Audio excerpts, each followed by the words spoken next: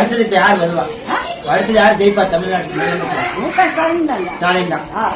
கருணாநிதி எப்பேற்பட்டவரு, அண்ணா அறிஞர் அண்ணா எப்படிப்பட்டவரு, இவரு எப்படி?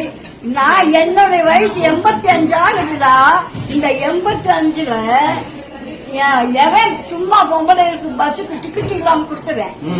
அந்த ஆளு முக ஸ்டாலின் தான். எங்க அண்ணன் மகன் தான். அண்ணன் மகன் தான். நல்ல பையன்.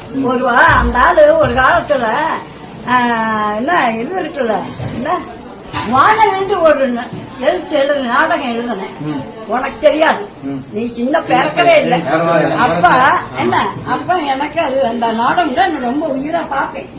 அதுல இருந்து அந்த பையன் மேல எனக்கு ஒரு பிரியம். ஸ்டாலின் சார் மேலயா? ஆமா, உண்மைதான் இருந்தேன். இப்ப இல்லடா, என்ன துணியெல்லாம் நேரமே போகாது. அப்ப இந்த அந்த நாடகத்தை பார்க்காம என்ன நாடகம் வானவில் கேட்டுப்பார். ஆமா ஜாமி போடல அப்படி பண்ணவன் நானு. நல்ல பையன், ஒழுக்கமுள்ள பையன். என்ன அவன் மகனை நடிச்சு விட்டு தப்பு.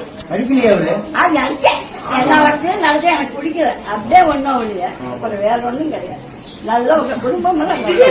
அடுத்தது இப்ப யார் வருவா? அடுத்தது யார் ஜெயிப்பா தமிழ்நாட்டுக்கு? ஸ்டாலின் தான். மாற்றமே இல்லை. மாற்றமே இல்லை. ஆமா, நீ வந்து அவர் நல்லது பண்ணுவாரா? நல்லதான் செஞ்சிட்டு இருக்கேன் இது வரைக்கும்.